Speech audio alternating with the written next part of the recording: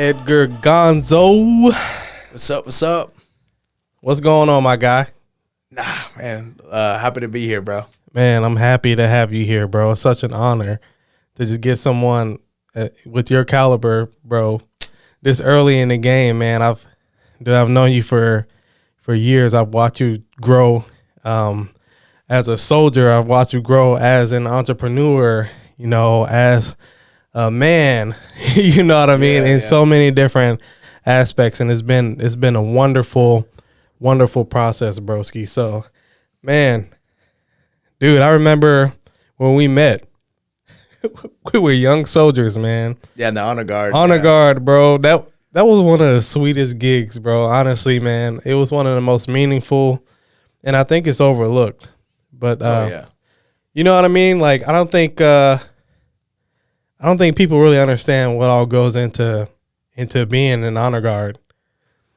Yeah, I mean, especially doing services every day. I mean, obviously you got the old guard over there in DC, but yeah, man. I mean, the beginning of the honor guard when I first went in there, those were the OGs, man. Facts. Like Flores, Parker, Jelks, Let's go. Yeah, the crew, But the honor guard now up there, that organization just went to So I'm sorry, it just did. But I think as time went on, and I think truly, this is going to be a weird thing for me to say, but as soon as all the infantry guys left the honor guard, that's when it started going downhill. Yeah. Facts.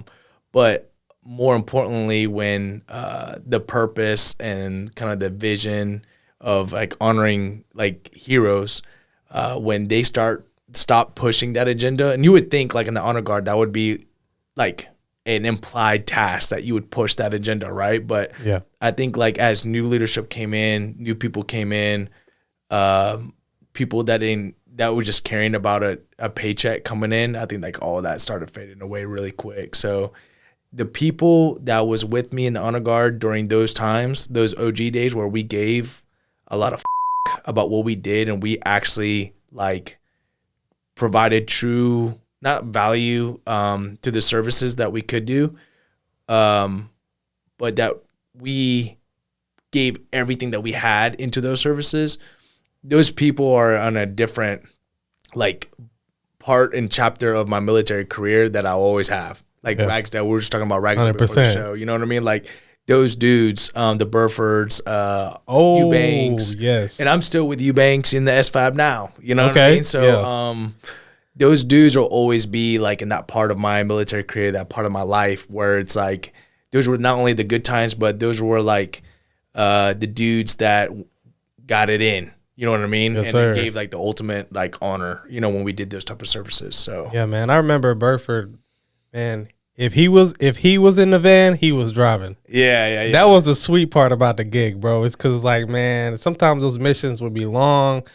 They'd be hours and hours away, but it's just something about if Burford was in the van, man, unless it's a really bad day, he was driving. Yeah. So you already know you had a dedicated driver. Ragsdale was the same way. Yeah, for sure. Was the same way. Man, those guys, man, we had some good times, man. I honestly, man, I think I had probably in between 1,200 and 1,500 missions. Oh, by the time you left? By the time I left, dude, like under my belt. Yeah. And it's still to this day, man, it's one of the most rewarding things that I've ever done, man. Yeah. And but it can weigh on you big time, man. Yeah. It did for me, man. It was just when you see so much death, it can take a toll on you, man, like in different ways, right? Obviously there's a difference between seeing somebody in a casket and then, being in theater, bro. You know what I'm saying? But it's still death, and it's still, it's the last honor that they're gonna get, and but you remember those families, man. You remember sometimes the crying, you remember sometimes the sorrow, but then also you remember the joy, the relief. Yeah. But yeah, dude. So Gonzo. Is it cool if I call you Gonzo? Yeah. Of course, everybody still calls me Gonzo. Big Sarge. Yeah. Man, why don't you just tell us a little bit about yourself. Like, we're here to honor you, man, to honor the many, many years of service that you have dedicated in many different capacities, you know, to a lot of people, man. We would love to just hear, you know, your story in this, you know, short hour that we have or so. Yeah. You know, just tell us about yourself, man. Well, as soon as I graduated high school, 2 weeks later, I was on a white bus to basic training, you know? Yes, sir. So literally like 2 weeks later, like, I was gone, you know? And, I went to Fort Knox, Kentucky. That's where I did basic training as a Cav Scout. So a lot of people, my buddies are like in the infantry world. They're like, "Oh my God!" Like I didn't know he was a Cav Scout at first. Yeah, I was Cav at first, and then I was there for 4 months. Came back. Then I went directly into the honor guard. I also during that time, because you know the honor guard at the time they didn't just hire you on. Right, you were like part time. You know, yeah. And so when I don't know if you knew this, but I was doing the juvenile boot camp during that time. No, I didn't know that. I didn't know that. So we were smoking juveniles for a living. That's where I was. I was an instructor up there. So we were literally up there smoking juveniles, and it was part of the Loganville boot camp program where like kids that they got OSS or they were getting expelled or something like that. They put them into this boot camp, and the idea is that you kind of straighten them out, you know. So there's like a bunch of smoking / PT sessions, you know, and for a couple hours, and then they go back to inside the school, and this starts at 6 p.m. Yeah, it starts at 6 p.m. It starts at 6 p.m. So I would go do honor guard in the day, then I would go and like clock in 6 p.m., 5 p.m. or whatever, and then I would go smoke kids until like 7, 8 o'clock, and then after that we'll do drug tests with them, make sure that they're not pissing hot. And then after that, they do homework, and I'll be clocking out at 9 p.m. So I did that actually the first year, like coming back from basic training. So I did that, and then until honor guard put me on orders. Yeah. And then fast forward a little bit, I ended up going to LURS. UBank brought me to LURS. Sergeant Major UBank now brought me to LURS over there. Let's go. In the sniper section, went infantry, jumped out of airplanes, you know, did the whole nine, you know what I mean? Dealing with a bunch of, you know, regiment guys. That's where I got my Ranger tab at. I mean, like, that's where all my schooling, I mean, really all like the good training, all my stuff that came from was really those LURS days. And then after that, went actually back to the honor guard as an operations NCO over there, training NCO. Did that for a little bit. And then we deployed. Actually, I forgot. I deployed to Kosovo the first time, then Afghanistan the second time. So, and then by the time I came back from Afghanistan the last time, it was when I decided to just go straight up M-Day, you know, like straight up like reserve status. And then after that, I went down to the SFAB in Columbus, Georgia, and I'm still there. So I'm supposed to be getting promoted to First Sergeant probably next month or so. Let's go. Top. Yeah, so we'll see what's up with that. And so, yeah, man, I mean, it's funny because, I mean, you know, we've been around the world a couple times, especially like training missions and stuff like that.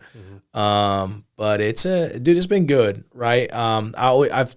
I have a nephew that's joining now, you know, and it's like, man, what I would have paid for somebody to kind of like hold my hand through the enlistment process. You know what I mean? Because when I first joined, I didn't know there was Rangers. I didn't know Special Forces. I thought you just join and then you ask somebody and then like you kind of go. And in a sense, it is kind of like that. Yeah. You know what I mean? In a sense, like it is. But if there was an option for you to get straight up like a Ranger contract from the very beginning, I would have done that first, you know? So like right now, that's what I'm doing with my nephew. I'm kind of holding his hand, made him to do the ASVAB over again. Make sure he get a high enough, score so he can pick whatever MOS he got. Really strategically thinking, 5-7 years ahead of what that looks like for him, because that's not something you see like in recruiting pages. That's not what people don't talk about that. People don't talk about like there's kind of like the behind the scenes that you get when you join, because when you join it's too late. You join, you know what I mean? Like 100%. You gotta fulfill your contract and that's it. So for my nephew, dude, I was able to actually walk his hand and kind of show him like, hey man, like honestly, dude, like if you go this route, you're gonna be more badass than me. And like I don't think I'm a badass at all. Let's get that clear, So many more dudes more badass and done so much more stuff, but I know in his eyes, you know how it is. Like when you see Army guys, you're like, oh, okay, this is so and so, he's done X, Y, and Z. Yeah. And it's just because it's civilian, Yeah. But I put it in his mind, like, dude, if you do this route, like you're gonna be the first dude in our family to do special operations. I was like, if you fulfill this like route and pass everything, I was like, you will set the standard for, our family. You know what I mean? And so I think now, especially like with your viewers and stuff, I'm sure there's a lot of people that are thinking about joining or enlisting. I would just say, man, get with somebody, that's been there, that's done that, that's got the T-shirt to kind of walk them through the process. Don't just sign up because, recruiters, I'm sure a bunch of recruiter friends. Bro, that, let me tell you something, dog. They tried to get me. Oh, yeah. They tried to get me, man. If I didn't read my contract, man, I think they gave me like a $30,000 sign-on bonus, and I'm getting to the point. I'm 17, soon to be 18. I'm getting to the point, looking at this contract, this, and that, and I don't see nothing about my bonus. And I asked the dude, I'm like, hey, bro, like, I'm supposed to be getting a $30,000 bonus, my guy. I don't see nothing about a bonus in here. Yeah. And my man says, oh, dude, bro. Come on, and then bro. The bonus addendum appeared, dog. Yeah, I'm not even surprised, to be honest, Yeah, man. So I was like, okay, definitely that's something, type of information that can be passed on to the younger guys, man. Like, just like that little nugget, because, I would have signed, an 8-year contract for nothing. I actually didn't even get a bonus. Dang. Bro, I haven't got a bonus this whole time. That's gangster right there. Bro, straight up didn't get a bonus this whole time. It's funny. I'd be talking to my friends and they were like, oh, yeah, I got a $20K bonus. And my brother's over here is like, oh, yeah, dude, I got a $20K bonus too. And I'm like, oh, y'all getting paid? You know what I mean? Man, it's like crazy. Yeah, man.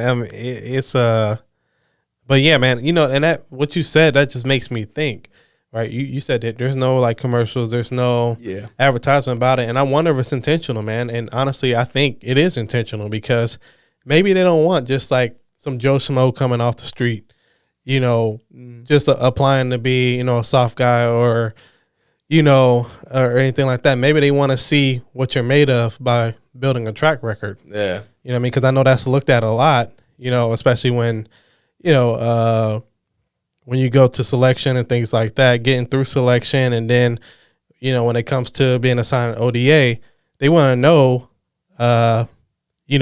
what you're made of. And your track record speaks volumes. Yeah, for sure. So I wonder if that stuff is, well, I mean, I'm pretty confident that's what it is. Yeah. But even having someone such as yourself, or, someone young, someone in your family that's, making that transition from becoming from a civilian to military, giving them those, giving them the game essentially, and be like, hey man, this is what you need to be doing. That's invaluable, man. Yeah, no, for sure. And like, I would reach out to, if you don't have any family members or friends or in the military, I would reach out, man, and just ask as many questions as possible, Yeah. But there are definitely contracts out there, options out there that you're not going to see in a brochure. You're just going to have to go in there and ask a bunch of questions when you go to the recruiter's office. Yeah. Because if you go to a recruiter talking about an 18 series contract, they're going to be like, yo, who you been talking to? Yeah. Like, who you know? Yeah. You get what I'm saying? Yeah. So, dog, yeah. Bro, so, okay. military, and congratulations on on your track record and just you just getting started first class. Possibly soon to be first sergeant. That's big, bro. Because most people don't stay in that long. I mean, I know I didn't, bro. Like 14 years, bro, I was done. It was like, yo, why not do the other 6? Nah, bro. To me, it's just my path was different, bro. Yeah. You know what I'm saying? I was like, man, honestly, yeah. Yeah, I wanted to hang it up too. I mean, honestly, bro, when I hit E7, I went to my first like platoon, and obviously, in the infantry world, man, you have to. One of the very first questions I asked these dudes, I think this was 2022, 21. No, it was 21. I was like, I asked the platoon, I was like, all right, how many of y'all want to shoot bad guys in the face? And these dudes were like, half the hands rose up. It was just, bro, it was just the caliber, I think the mindset, I think the new generation, the new dudes that are coming into the ranks are just not what it was when you and I joined. Yeah. You know what I mean? Like, when you and I joined, we joined like when 9/11 happened. Everybody going to war. Everybody shooting somebody in the face. Facts. Even cooks were like, yeah, I'm going to shoot somebody in the face. You know what I mean? So like the people now that are coming in, they're different, and I think leading them is going to be a lot different too. Is 1,000% different. 100%, bro. Because they're different because standards are different. Yeah. I don't know. I haven't even looked to verify this, but I've heard of something like a stress card being a thing. Like they don't have on my unit. You know what I mean? No, I mean like in basic or something like that. Oh. Like the stress card of a drill sergeant is like stressing you know. out. You can pull some type of card and they gotta leave you alone for a couple of minutes. Dude, come on, man. Yeah. I don't know. My nephew is going to basic training, so I'll let you know if that. Ask him, man. We're going to have to get him to come through and give us the load, man. Because I was like, bro, that cannot be our Army, dog. Nah. I mean, dude, I tell you, if we go into another war, which everybody thinks we know, everybody thinks that we are, I mean, all that shit's going to go out the window, man. Facts. It's going to go out the window. Because at that point in time, like, you need the real dogs. Yeah. You know what I mean? Like, if you're gonna sit there with those, with the attitude, piss on the puppy, you know what I mean? Like, let the real dogs eat, man. So, 100%. Yeah, I don't know. I like that, bro. Well, dude, I got some questions for you. You know what I'm saying? Like, and I really, because you're a very unique individual, right? Your path is very unique. I've always thought that you were just a very unique person. Always just hustling, man. You know what I mean? Hey, some stuff. Yeah. Hey, listen. Ragsdale, and I've said this I'll say this as many times as I have to get the point across. A big part of my success, I owe it to Ragsdale because he's a real leader, man. Yeah. You get what I'm saying? Yeah. Like he's that leader that'll grab you by the neck and be like, listen, you little turd. Yeah, you know what I mean? Like, and he's done it a couple times. Like, bro, get your stuff together. Yeah. You get what I'm saying? Yeah, I love Ragsdale, man. And he told me this quote, bro, and I train to be perfect. Perfect I will never be, therefore I will always train. And the moment he said that to me, bro, my life changed. I started looking at the world in a different way. I started moving in a different way. It was so inspirational that it motivated me to be greater in every way, to execute in these missions. You know what I mean? And, man, like, it was just a monumental point in my life, dude. I hope we can get him on the show. Big Daddy Rags, dog. We need you on the show, dog. And we'll bring him on. Yeah, you know what I mean? Yeah. So I got questions for you, man. So the first one is, your journey is a unique blend of military service and entrepreneurship. How has your time in the Army, especially as a Sergeant First Class in Operations NCO, shaped the way you approach business and leadership? I wouldn't say there's just one thing, right? I think it's obviously like a collection of things. So, obviously like how you lead guys in the infantry are going to be completely different. How you lead guys in the honor guard. Yeah, facts. right? Because the infantry, it's a lot more raw. Yeah. You know what I mean? Beat your face, while you late, go do push-ups, Florida kicks, we'll come back with a kind of a ruined uniform, you know what I mean? A water source type of thing. Honor Guard wasn't really like that, especially when you started getting females and other MOSs in there. Mm-hmm. So as a leader, you had to adapt, right? Like you kind of had to know your audience. And that's when I came back to the Honor Guard, remember I told you the second time, as a training NCO, operations NCO, I had to adjust fire essentially, right? Yeah. Because it's, I had to lead these people that aren't used to getting yelled at, I had to lead them in a different way. And so adapting and overcoming, that leadership obstacle and finding a new leadership characteristic and strategies and help me shape me to become a better business leader too, right? Because at the end of the day, like you're not going to go and lead teams in the civilian world and tell them to beat their face or, stuff like that, Thanks. So every little step allowed me to mold into the business leader I am today. So even from like putting together op orders, that you learn from Ranger School, putting together a plan, but it's not just any plan, it's a very strategic plan, a lot of analysis that goes into it. And obviously executing it, Right. Was the most important piece is actually executing the plan and, going through all your contingencies and things like that, because the business world is exactly that, is that you're building a plan. It's a very in-depth plan. In college, they'll teach you how to do an in-depth plan, but in college, they don't teach you how to execute. Right. Either though, you know what I mean? So Facts. The Army teaches you how to execute. So that's what I loved is that I kind of got both worlds, right? I kind of got the world of the Army side, of leadership, planning, execution. And then, of course, I had some college.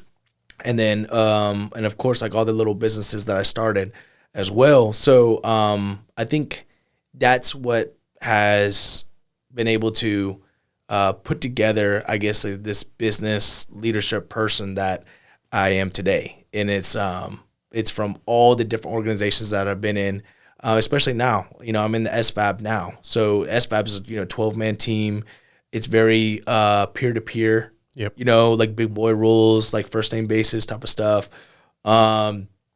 So that leadership style as a team sergeant for a team is a lot different as a platoon sergeant in the infantry world or a squad leader in the honor guard. All these different jobs and organizations, I had to be a different leader, right? Jocko Willink says it the best, right? Like you don't choose to be the leader that you want to be. You have to be the leader that your team needs. And I think that's like true in every organization I've ever been a part of, whether that's Gold Star Vodka, whether that's Yellow Red Transport or Ear Tough. You know what I mean? It's true. Yeah. That's deep, man. Yeah. Because I always think about what is a leader, and that definition is different for everyone. Yeah. You know what I mean? But for me, it's my definition is pretty textbook, and it works for me. Anyone who has the influence, who has the ability to influence others to accomplish organizational goals. Yeah. That's what a leader is, and the key component is influence. Yeah. Whether your moral compass is right or jacked up, your ability to be a leader is your ability to influence others. And that's a very important component of leadership. Yeah. That's my opinion, just in my experience. You got to be able to talk that talk, walk that walk, but in people, you have to create an environment where people want to follow you. Oh, yeah, 100%. And that will tap into the vision. And then you have to be able to execute to fulfill that vision. Yeah, man. So now you kind of see how I shaped that, right? Yeah. So it's you have to have all those key components. Yeah, bro. Man, so talk to me about you, who are you outside of this uniform, right? If we took that component and we place it to the side for just a little bit. The Army self. Yes. Okay, yeah, okay. Who's Gonzo? Depends on you. It depends on who you ask. You know what I mean? That's the same answer, right? Yeah, it depends on you who you ask, man. So I am a husband, and I'm a father of 2 kids, and I'm a business partner. You know, and I've had multiple different business partners. Some of them worked out, some of them didn't. You know, such as life. Yeah, exactly. So, I mean, nothing crazy, man. I mean, that's who I'm very chill. You know what I mean? I try not to. At the end of the day, I don't feel like I ain't shit anyway. You know what I mean? It's just I try to, you know, the best I can in all the different business ventures that I do, and I just try to just put my head down and execute. I know, like sometimes, like it's funny how our relationship is. I feel like we always connect somehow, some way down the road from different business ventures that I've been on. Yeah.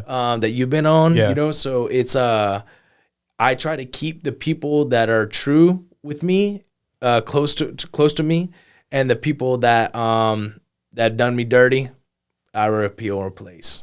Yeah. Period. You know what I mean? Facts. Yeah. And then anybody else, one of the biggest things I try to do too is I try to be a teacher.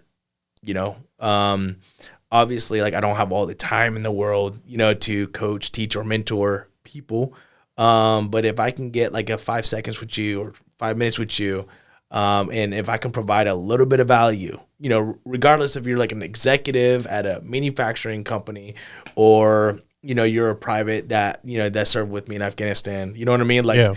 I want to give you a little bit of that time. You know, if you ask me a question, I want to give you like my in-depth knowledge, experience to provide for you. So, that's powerful, like I said, man. Like, I'm an open book.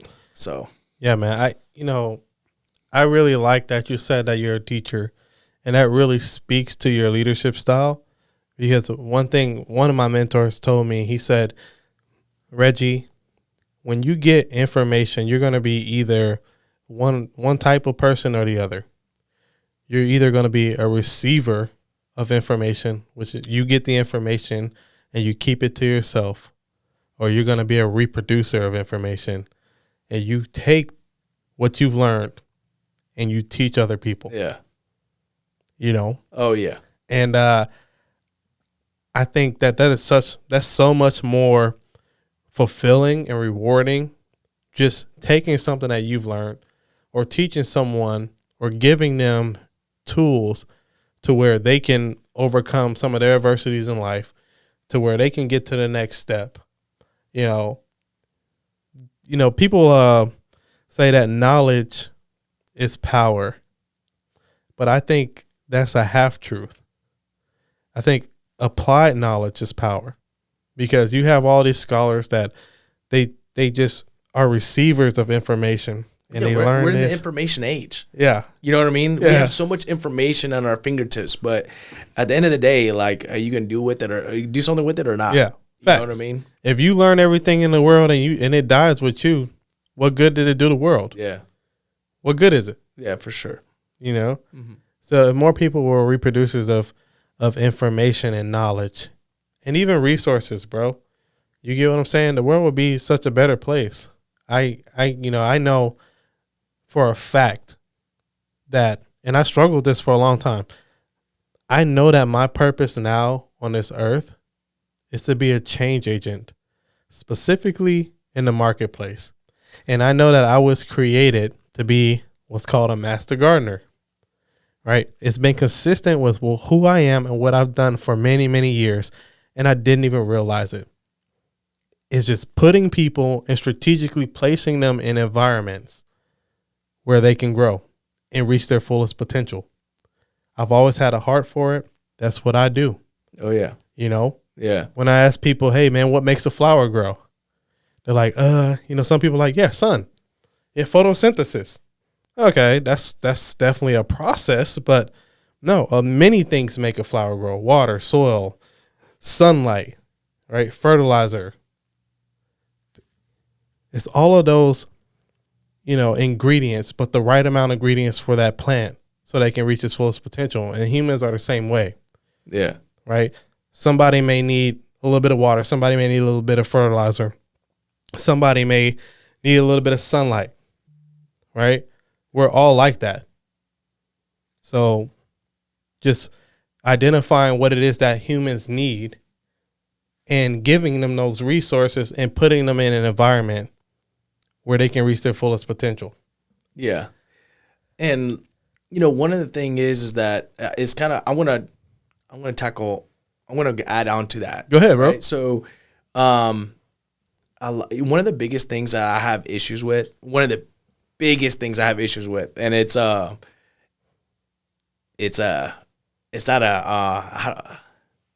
trying to say it in a way where, it's not,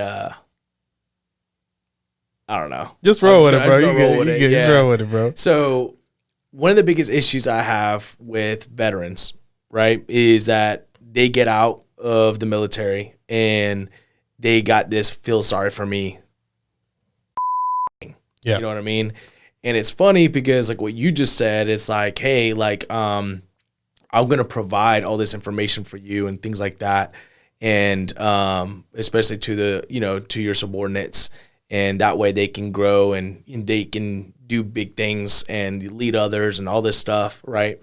And I think like the Army has a lot of resources out there. And I think it was like some crazy statistics is like the average soldier doesn't know like 70% of the resources that are out there, you know? So two things is going on, like either A, it's not being disseminated down to them, or B, they're just not looking for that information, right? And so what happens is that all these guys, they get out of the military, they don't want to be there no more, and then they find themselves in this like, oh, I don't have any purpose, and I don't know what I'm going to do with my life, and I don't know, all these things. And yeah, do I think some of them have like legit, issues? Yeah. Yeah, for sure, bro. Yeah. Right. I'll be crazy for me to say not, but I think the majority of them, I think it's military and veterans. I think they have this thing that everybody feels sorry for them.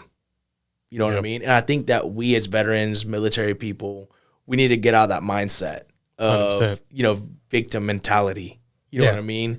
And like, because what happens is that at the end of the day, nobody gives a about your sob story. Say that, bro. You know what I mean? Unless you're a winner. Facts.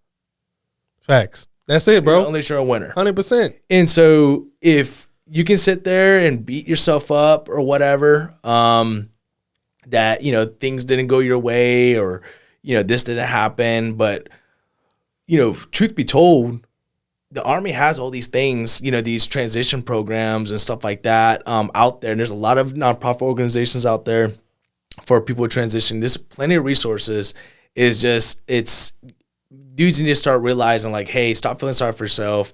Put your head down and start moving, And I think they just need to realize when you're getting out, that's what you need to start doing, because that's kind of the beauty about being in the the reserve, right? Is because it's like, okay, I can put on the uniform 1 second and then the next second I don't. So it's like you're constantly in and out of uniform. And so I think guys like me would be easier for me to transition into the civilian world. Like, think about you. How hard was it for you to transition to the civilian world? I mean, honestly, not really hard, bro, because you were already living it. You get what I'm saying? I mean? But the thing is I think, like you're saying, what makes it hard to transition to the civilian world is the mentality. Like, I think most of the people who have trouble, they're looking for a hand-me-out. Right, they expecting for everything to be given to them. Yeah. They're not looking. They're not taking the initiative, and they're not willing to put in the work. That's it, man. It's a lazy mentality. It's some type of weird, false sense of entitlement. I wore the uniform for X amount of years. Well, yeah, man. You know what? Thank you for your service, bro. But nobody made you do that. Yeah, you signed the X yourself, broski. Yeah. You know what I mean? You didn't get drafted because, like, bro, you signed that X yourself. He said you didn't get drafted. You know what I'm saying? Like, you ain't get drafted, dog. Like, you signed that X yourself, bro. Yeah. So and I always tell myself, bro, if it is to be, it's up to me. Nobody's gonna go out there and secure the bag for my family except for me. Nobody's gonna go out there and make my dreams come true except for me. Yeah. You know, and I think that's what it is, bro. It's 100%. just it's a mentality, man. And it's a poverty mentality. Yeah. It's a victim mentality. It's like some false sense of entitlement. That mentality, bro. Yeah. You know, because it's like, okay, for me, it's like, all right, you know what? All right, that was a chapter in my life. I'm not there no more. Where am I at now? When? Like, what's important now? And I think if people just really just change their mentalities, man, that's what it is. That's what it is. That's why a lot of people struggle. Yeah. Yeah. And, you know, at the same time, you know, if there are people out there listening to this, you know, I can sit here and I guess complain about people, right? Yeah. But, you know, I am part, and I sit on the board of ATL Vets here in Atlanta. And if you are looking for your way out of the military, you know, just reach out to me or go to atlvets.org. Yep. And, you know, reach out to somebody there and they'll help you with the transitioning process, you know. That's dope. And you'll see me on there too. I teach the real estate classes on there, obviously, because, you know, my background, you know, real estate and stuff. But, yeah, so not only I don't want anybody to have that victim mentality, but also I am a resource legitimately here for anybody that's listening. So if you don't know what to do with your life and you want to transition into the civilian world or into business, right? We have a lot of programs and resources in place for you to actually even start a business from scratch. And there's a lot of investors on that network. I mean, really the sky's the limit. So like right now, I'm actually working with the Georgia Association of Manufacturers for us to create a pipeline or a pathway for military leaders to join the manufacturing industry, but to go into leadership positions. That way they're not starting from scratch again. You know what I mean? So there's a lot of things in the works, and there's a lot of opportunity and a lot of resources out there. And if you just find yourself in the rut and you find yourself in a way where you're like, you know what, like I need to find a way, feel free to reach out to me directly or go to, again, atlvets.org. Somebody will reach out to you. 100%. And we'll definitely make sure we get those links in the description when this video airs, you know, when this episode airs, bro. That's dope, man. Well, thank you for doing that, man. You get what I'm saying? Yeah, for sure. I was just started thinking about it. I was like, you know what? If I'm gonna bitch about people bitching, I was like, let me go ahead and give them a solution, bro. Yeah, give a solution. You know what I'm saying? Like, yeah, give a solution. That's one of the things that, you know, when somebody comes to me and they're like, especially like some of my mentees, and they come to me and they're like, man, like this is my problem, this and that, blah blah blah blah blah blah. I'm like, okay, I hear your problem. What's your solution? Yeah. You know? So yeah, that's dope, bro. I don't even let my son give me like problems. Yeah. He has to provide me with, he's like, hey, I got this problem, but these are the 3 solutions. I just don't know which one to go. I love that. You know, and I'm like, all right, cool, man. Like, well, let's do process. Let's talk about each one and start ruling them out. You know, let's critically think each one through. You know, so I try to teach him at a young age. You know what I mean? Yeah, and I used to do some of my Joes like that, bro. Honestly. Yeah. You know, like dude, like yo, they started like, this is what's going on, blah blah blah. So okay, thanks for bringing it to my attention. All right, man. Now I want you to go back and think, and I want you to come back to me when you have 3 potential solutions. Yeah, exactly. And in 90-something% of the times, bro, they handle it themselves. Yeah, you know what I'm saying? Like, man, like, so, dude, okay, so atlvets.org. Yeah. Right? Tell me about Ear Tough. So Ear Tough, we are known for custom hearing protection in the manufacturing industry. I wish I would have had a pair I would show you guys, but essentially what we do is that we do a 3D scan of your ear using like this new 3D AI technology. And we do a 3D print with silicone that is, the same silicone that's used for hearing aids. Mm-hmm. And we'll do a 3D print of essentially your ear. So that way when you put hearing protection in, it fits like a glove. But the kicker to it is that it actually has a filter built into the ear mold, right? And so the filter, what it does is it allows for us to talk, for us to have situational awareness of our environment. So communication, equipment, machinery, right? Things like that. So that way you don't lose that. But then as soon as something hits over 90 decibels, the filter's shut. Oh, wow. Right. So you actually have true hearing protection, and it's not electronic. So it's not like Peltors or anything like that. It's 100% like not electronic. Man, that's it's just the filter that's built in. So we provide that to manufacturers. So it's kind of funny because that's kind of like how we started, was the custom hearing protection. Yeah. But is that your phone? That was weird. Yeah. But yeah, so that's how we started. But then as we started getting rolling, we started realizing, wow, there's a need for somebody to come and manage these manufacturers' hearing conservation program. Yeah. So then we got into the hearing test, which, in the military, we do 14 tests at a time. Yeah. So I used what we used in the military to do in the manufacturing world. 14 at a time. Well, we do 15 now. We do one a little bit better than the military, right? But let's go. But yeah, let's go, right? So so that's not heard of in the manufacturing world. They're usually doing it 4 to 6 people at a time.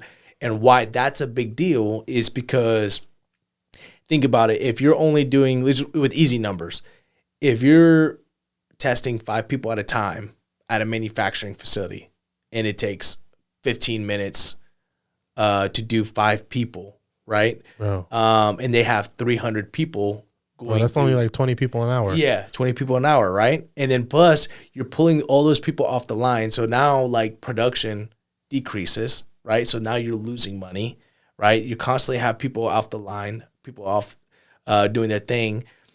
But when we come in, we do 15 people at a time every 15 minutes. Now we're doing 60 people. Let's go. An hour. Yes, sir. You know what I mean? And so, we obviously do the lean processes and, we lean out that, that whole thing. So we're really disrupting the manufacturing industry, not only with the hearing protection, but with how many people we test at a time. So people are kind of starting to knock on our doorstep, for some ear tough. Bro, that's dope. Yeah. That is real dope. Man, you know what? I could think of several instances over my 14-year military career where I could have used some ear tough. Oh, yeah, I know, man. I know. Yeah, bro, because my hearing is trash now, dog. Yeah. It was part of that 3M lawsuit, too, man. Oh, man, bro. Dude, these are cool stuff, man. And I know we didn't talk about this before the show, but like for sure, like I wish I brought them with me, but they fit like a glove, man. We had a range day out there recently with Daniel Defense. That's dope.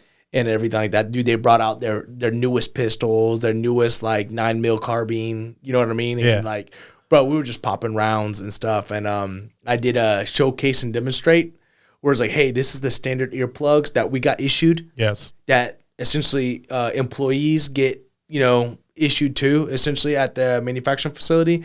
And we had them plug them in and then they try them out. We shot a couple rounds and stuff like that. All right, now put your ear tufts in. And then they put them in and we shot a couple rounds. Like, holy shit, dude, this is like legit stuff. Like, It's one thing for me to say, oh, it's custom hearing protection, fits like a glove, blah, blah, blah. But it's a completely different thing when you actually like put them on and like test them out for the first time, We got to hit the range, bro. Yeah, for sure. Bro, yeah, for sure. Yeah, man, because, that's something I need that in my life. Yeah. Yeah, no, bro, because let's do it like away, my ears ringing right now, bro. Yeah. Like, you know what I'm saying? Like, man, it's hard out here, bro. Yeah. So that's the ear tough side of things. Though that's dope, man. So what made you want to get into that, kind of that venture? So my best friend since like 8th, 9th grade, Jonathan, he's my business partner now. Okay. He's been in the hearing industry for 10 years. So he's had a few hearing aid clinics throughout Atlanta, and very successful in that field. Again, he's been there for 10 plus years. So any business that's been around for over a year is a win, right? So this guy's been 100%. there for 10. Again, we've been boys, best friends. He knows me, like the true me, 14-year-old me, you know what I mean? And so we've known each other and respect each other and love each other for so long. And he was like, hey, man, I'm getting out of the hearing aid industry. And I kind of fell onto this new thing. And essentially a manufacturer reached out to him because he's a hearing aid center in Athens. And they're like, hey, can you do these ear molds for, the manufacturing workers? Because they keep on taking like a handful of these earplugs every day, every time they clock in, every time they clock out. So they start realizing they spend so much, hundreds upon thousands of dollars on hearing protection. And so they were trying to look for an alternative to kind of save on costs and stuff like that. And so at the time, it was the only way that you did custom ear molds was through injection. They'll inject this like clay-like stuff right in your ear. So it's very dangerous. You can pull the eardrum out. Yep. Right. It's a high liability to do something. So not only did is it dangerous, right? But a lot of times you're not going to always get like the perfect fit. But it wasn't until maybe like 6 months later after that is when he found these auto scanners that, they do the 3D scan of your inner ear. They have a camera that takes like a bunch of shots at the same time, constantly taking pictures, and then we'll make a 3D print of your ear. Dude, super, super cool. So he found one of those, and then he was like, well, this is a completely different business than the hearing aid. And he was like, well, I still got to support this business. And he was like, and, he's been through, kind of like me, right? He's been through screwed, in the business world. So he was looking for somebody that he could really trust. And I was about to dive really deep into the commercial real estate business and stuff like that. And he pulled me aside and he was like, hey, man, like, do this with me. And I'm like, bro, you're asking me like the worst time. You know what I mean? He's like, bro, I don't ask you for anything. He's like, but I need a dude that knows operations. And it's like, bro, that's what you do. And I was like, yeah. And he was just like, bro, you have to do it with me, and so obviously I trust him to like the 10th degree. He trusts me, vice versa. And the numbers look good. The profit margins were great. And I didn't know about manufacturing or hearing, but at the same time, I didn't know nothing about vodka when I got into vodka. I didn't know nothing about hoverboards when I got into hoverboards. I didn't know about real estate when I got in real estate. So it was just, I guess I'm kind of used to jumping into stuff that I don't know, but I'll figure it the out. You know what I mean? And I think that's just what we did. So we've just been running and gunning since then, man. And so we've landed some good contracts. We just finishing servicing Mitsubishi Power. Let's go, bro. And yeah, man. And Hashizaki, the biggest like ice manufacturer like in the country. Milo's Tea Company's knocking on the door. So like, bro, we have a lot of good stuff rolling. And yeah, man. And it was just simply by my boy asking me like, hey, man, like let's go, let's be business partners. Let's go 50-50. Let's run it. Like, I know that, I trust you, and I know that you're going to pull your weight, and I know I can't do it by myself, so let's roll. And I was like, all right. That's real, bro. That's real. Let's run. You know what I mean? So we've been, like I said, we've been running and gunning ever since, dude, and it's been a good ride. Because I would say up to this point, kind of like what you asked me earlier, all the different businesses I've done, from hoverboards, Gold Star Vodka, real estate, all these different things, I've learned so much from different experiences, kind of like the do's and the don'ts of what you do in business. And same thing with him, right? So with both of our experiences, both of our expertises, we're able to combine essentially forces. And bro, I would say we're growing fast, but we're growing fast in big steps. It's not like growing too fast for what we're doing. We're taking big steps in the right direction because we know. That's good. You know what I mean? Yeah. And so like when I think back at it, I'm like, those people that get rich so quick, because it just shows how lucky they were. Right. You know what I mean? Like, it just shows how lucky they were. The guys that are like, when they say, hey, like the average millionaire took them, 20 something years or whatever. I kind of understand now, because it's like, all right, well, I had to learn all these things in business that I would have ever known if I didn't try Yellow Red, if I didn't try vodka, if I didn't try these other things. And then now I'm able to just apply all those skills and just push forward. And then now we're heading in the right direction in big ways. That's dope, man. I love to hear that, bro. Thanks for sharing that. Yeah. I mean, that's just people like us, dog. We don't go hungry. Yeah. We eat regardless, bro. Yeah. Or we do go hungry, but we're like, all right, like, I was like, I mean, we don't stay hungry. I'm gonna eat my way. Yeah, we're not gonna stay hungry. Bro. Yeah. I mean, the stomach may scream at you a little bit, but you're not, dog. I'm not going down because I ain't eat, bro. Yeah, right. You get what I'm saying, bro? For sure. Yeah, like it just doesn't. It's not gonna happen, man. It's not in my DNA, right? And I don't believe it's in yours either. Yeah. And I think part of being successful is constantly reinventing yourself. And that goes back to what I was talking about with Son Ragsdale, taught us is like not being complacent. Yeah. So, you may be doing this and then doing that and then doing this and then doing that. But, hey, listen, most people ain't doing nothing. They sitting on their couch right now watching Netflix, dog. Yeah, that's true. You get what I'm saying? Yeah. So, I mean, I ain't knocking it, bro. I'm out here grinding, building a legacy for my family. Yeah. And you are too. Yeah. Because ain't nobody going to do it for us. So what are you doing right now for your kids to teach them the grind? So I teach them, I teach them money principles. You know what I mean? And I had a TikTok that I'm probably going to vamp back up. It's called Money Maestro. Okay. And I go around, I interview people about money and the principles of wealth. And I teach my kids, my older kids. I have a 6-year-old daughter, 4-year-old daughter, and a 10-month-old son. Do we have kids of the same age? Yeah, bro. Yeah. You know what I'm saying? Like, but if you ask my daughter, what are the 3 things you need to do to build wealth? She's 6 years old. She can tell you this. She was 4.5, 5 years old. She's going to tell you need to make money, you need to keep money, and you need to multiply money. Facts. Bro, that your 6-year-old does my 6-year-old, bro. It's on TikTok, bro. She says that? Bro, man, that's awesome. It's on TikTok, bro. And she can tell you the difference between an asset. She can tell you the difference between a liability. All right. So then my next question would be, how do you teach them to hustle? To hustle? They gets to nothing, bro. bro. That dog to want to be able to like make that sale, bro. Because you get nothing. Everything that you want, you earn it.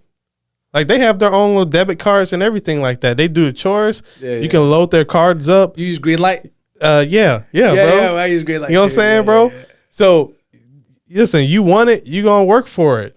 There's nothing given to you in this life. My daughter said, Papi, she asked me for something. She said, hey, I want you to can you buy something? Yeah, we got money. I was like, no, you got me all the way messed up. I got money. yeah. You know what I'm saying? Money, she was like, yeah, just swipe your card. I was like, I got money.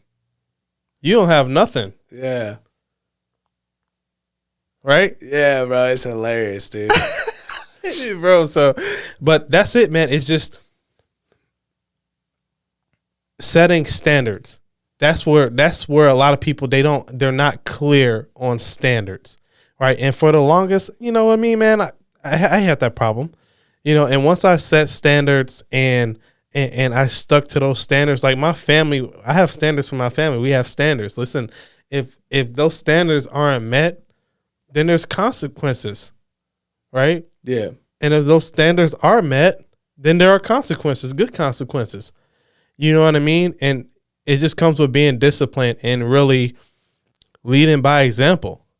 Like, kids are not going to respond if you're like, oh, you can't do this, like you can't do that, but then they see you do this and do that. You know what I mean? Yeah. My kids see me grinding. They see me, doing what I do. My daughter, she would come. I'd be on Zooms, bro. She'll come and just sit there and listen to me do business and absorb all this information. And she'll ask me when I'm done. She'll ask me questions. Hey, what does this mean? What? Hey, Poppy, what is that? You know what I mean? Yeah. So I think that's how I show them how to grind. Like, they see me doing it. Yeah. It's not a theory to them. It's real life. It's reality. It's the world they live in. They see Poppy out there hunting. They see me out there keeping what I kill. You get what I'm saying? Oh yeah. Yeah.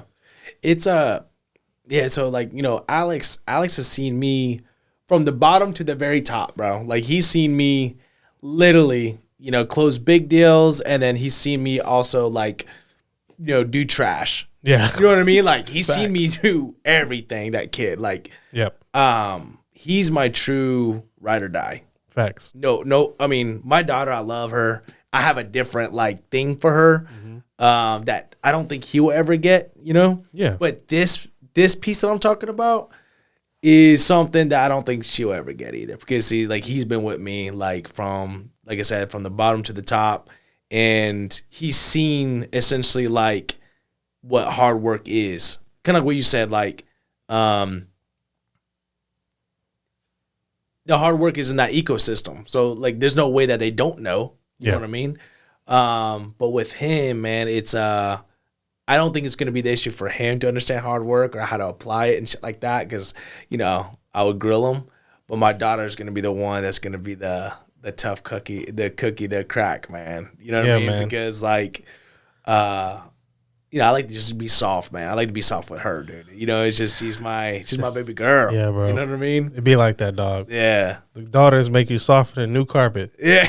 You know what I mean? Yeah, but bro, the daughter's gonna be the one to take care of you when you get older. Yeah, man. It's like right? Yeah. So, yeah, man. And it's always gonna be different with the boys and the girls, because when you think about it this way, man, your son is gonna carry your legacy.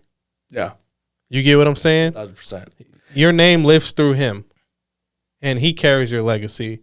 Your daughter, man, one day I get married, and then traditionally how it happens is she takes the name of her husband. Mm-hmm. You get what I'm saying? Yeah.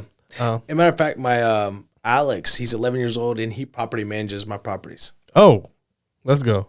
Okay, 100%. so he's like a son. He works. Let's go. Yeah. So, like, I use Turbo Tenant, so it's like a straight up like app. That's where tenants, they submit their rents. They submit their rents every single month. That's where I do my leases. I do my DocuSigns through there. Literally, like, accounting goes on there. They actually build credit. The tenants do. They actually build credit From paying the rent. by paying rent through Turbo Tenant. Maintenance requests, they send it through Turbo Tenant. And so my son, he goes there and he just messages them. Let's go. He's just messaging them. So if there's a maintenance request, they'll be like, okay, cool. Like, where do I send it to? I'm like, well, send it to, what's his name? Robert. Robert's my maintenance guy. So then, dude, it's funny because Robert still doesn't know that my son is 11 years old. Let's go. You know what I mean? So Robert, he's been bro. here for like a while, like a couple years now. And so, like, Robert gets so mad. He's like, I don't know what you need to do about your property manager, but he doesn't answer the phone. He only texts me. It's so annoying. And I told my son, I was like, bro, just don't answer the phone calls. Just text him. And so my son would just be texting Robert, like, hey, these are the issues, da-da-da. Alex would pay the invoice. Alex would update the P&L that we have, the Excel sheet. Let's go. He would handle all the tenant issues. He would, like, he learns everything, right? Like customer service, how to talk to tenants. He understands, like, hey, like, we have a big responsibility and obligation that, like, yeah, they're our tenants and they pay us and, you know, all these other things, but we have this obligation to provide, you know, like affordable housing to them too. Yeah. You know what I mean? And so you don't just treat people like, you know what I mean? Like you know, provide an actual service. So, and it's like, and if somebody says they don't have the heat and it's cold, like we need to run quick, fast, and hurry to get it done. You know what I mean? And so, he's learning all these things, and like I said, man, like that's what I say. Like this dude's my ride or die, like my right side, like everything. Like it's because, dude, he does this stuff with me. And that's you know what awesome. I mean? Like bro. my wife don't do the property management. You know what I mean? That's like so, bro. my son does it. You know, because it's like I'm getting them ready for the family business. Yeah. You know what I mean? I love that, man. You know what I mean? Just putting them in there. Yeah. You know, just throwing them in the fold, bro. Mm-hmm. That's how you learn, man. Just a lot of times it's just about doing it. Yeah. You know, and it's gonna be the same thing for my daughters, my son. He's 10 months old now, but you put him to work, best man. believe, bro. Yep. You gonna learn today. Yeah. And there's a lot of statistics out there of, you know, kids doing chores and kids working at an early age, bro. Like that's actually one of the things. So I asked you earlier, I was like, well, how you creating that dog? You know? Yeah. It's like at this early age, you give them responsibility and you put them to work at an early age. Like they kind of naturally grow this this hustle, this I guess what we call it in the Army, move with a purpose. Yeah, right. You remember move with a purpose. Yeah. So like I think a lot of that is distilled at an early age. Yeah. You know. You know, and I think a big part of that too is acknowledging and you know and praising them. You know, positive reinforcement. Have to. You know what I mean? And that's going to build their confidence. You know, you can really damage a kid if you just make them grind, Yeah. and you know, and you don't You have acknowledge to balance it out, man. Yeah, Have to balance it out. you know, and I think that's a big part of it too. Is it's good to grind, but and to have those tenets and to really push them, but you got to do it in a healthy way. Yeah. You have to understand, like, okay, yeah, they're still a kid. They're still developing in their mind, emotionally, you know, physically, you know, physiologically, whatever. And they're still a kid. Yeah. So I think that means a lot to them too, because people think that kids want everything in the world, man. Dude, the reality is they just want your time. Yeah. Oh yeah. I mean, especially my daughter, man. Like, you know, her favorite time is playing with me. Yeah. You know what I mean? Like she wants to cuddle and, you know, all this other like soft stuff she can get from her mom. But like if she wants to play, that's her favorite thing to do anyway. She's a little douchey like me, you know. Dog. But yeah, she's funny, bro. She's funny, bro. She's a little douchey like me. Yeah, man, she's a little douchey. But yeah, she's great. That's dope, bro. So I got one more question for you, bro, before we let you get out of here. And this has kind of been a thing that I think I might ask most guests on here is what would people be surprised to find out about you? What's something about yourself that people would be surprised to find out? That's a good question. People will be surprised about me. I would say that it depends who you are. If I led you when I was in the infantry, right? Those people, I do have a heart. I do have a heart, believe it or not. Let's go. You know, and all the people like in the business world and stuff like that, they don't know how hard I could be, you know? Yeah. If tested, if pushed That's good. to a certain way. I try to control that the best I can, you know, or whatever. But I think it just kind of depends on who you're talking to, because, you know, the people that I've was with in the Army, like, again, they got a different version of me, you know? So what might be something that they don't know about me somebody else in the business world does know about me. You know what I mean?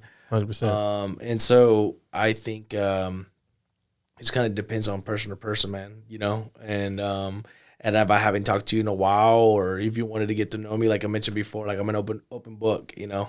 Yeah, bro. And like nowadays, I mean, I'm so close to just like my family and like one or two friends. And one of those friends is my business partner. So like, you know what I mean? So yeah, bro. it's literally like that small, you know, circle, you know what I mean? But yeah. Yeah. Well, dude, thanks for sharing that, bro. Before we let you go, man, we got something special for you. Oh, I got a gift. You know what I mean? Just as a token of appreciation, bro. So we have a custom made call to serve challenge coin.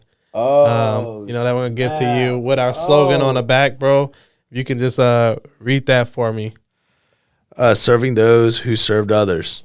Serving those who serve others, bro. That's what we stand for here, bro. You know, at Call to Serve podcast. This is dope, dude. Yeah, appreciate it, bro. Hell yeah. You know what I mean, dude? So add it to your collection, man. You know, I appreciate everything that you've done for our nation. Yeah. You know, I appreciate everything that you continue to do, because the reality is that, bro, there's so much that you've done that people will never see. They'll never know, but they reap the benefits from it. Facts. 1,000%. That's why this was created, man, because there's so many untold stories. There's so many there's a side to everything that people just won't see, because a lot of times we just have to suffer in silence. You know, we get our balls busted, we get our butts kicked, you know, dragged through the mud, have to be away from our families for a year, 2 years at a time, come back home, and then a couple of months later back at it again. Yeah. You get what I'm saying? Yeah, for sure, bro. Most people will never understand what that's like, and the toll and the amount of sacrifice and commitment that you have to follow through with that.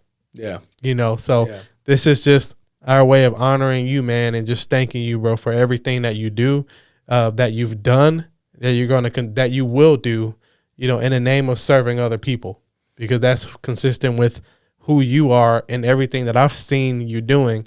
You're always serving other people in one capacity or another, whether it's real estate, you know, creating or providing affordable housing to other people, or ear tough, you know, giving people an alternative, you know, for hearing and for ear protection, you know, so. Yeah, I appreciate it, man. And I appreciate you having me on the show. And Hubbard, man, we go way back, bro. So, I mean, I'm glad that you brought me out here, man. So 100%, bro. Yeah, bro. We'll just keep it going, man. Yes, sir. Till next time, my guy. Next time, bro.